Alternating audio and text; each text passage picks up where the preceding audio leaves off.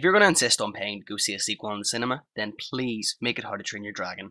Please. Transformers doesn't need or deserve your money. Give your money to DreamWorks because this film is wonderful. It's even better than the first one, which I also adored. I need DreamWorks to create films of this quality consistently. Forget Ice Age, forget Shrek, forget Madagascar, and let's be honest, no one cares about Rio. Let those franchises die and start some new ones. Give all creative control to these guys. This is how much I loved the film.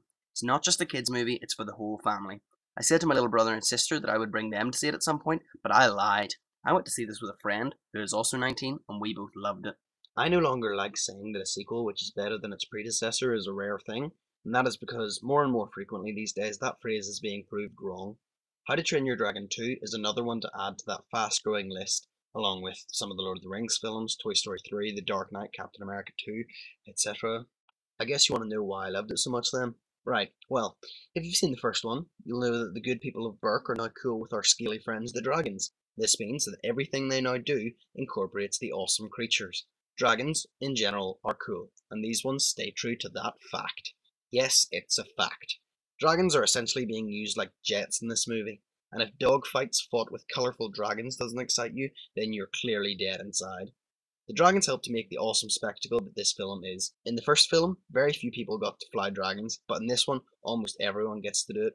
So the characters take to the skies and travel further and faster than they've ever done before. The scale was clearly ramped up for this film.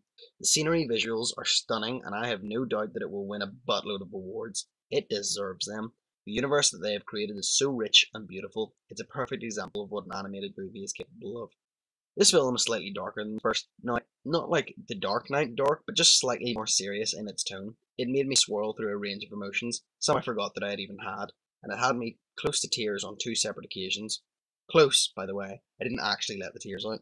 By the beginning of this movie, Hiccup has made the transformation of a weedy little loser to a fully fledged adventuring badass. Just look at that freaking cool flaming sword. But the great thing is that he hasn't really changed. He's still into tinkering and inventing stuff, and he's still a bit of a loner, besides his best buddy Toothless. But this time, everyone else can see how wonderful a person he is. All of Berk loves him. The maturing of his peers, on the other hand, is pretty comical. The relationships created in the film are all wonderful, whether it's Hiccup and his dad coming to terms with his dad's newfound affection and respect, the insanely cute relationship with his weirdly attractive girlfriend Astrid. I'm not talking Elsa hot, but still kinda hot, or the awesome bromance between he and Toothless. All are crafted perfectly. I read another review which claimed this movie is worthy of the hopes and expectations you're afraid to carry into the theatre, and I believe that they've hit the nail on the head with that comment. It's got 8.4 on IMDb and 92% on Rotten Tomatoes, so clearly I'm not the only one doting over it.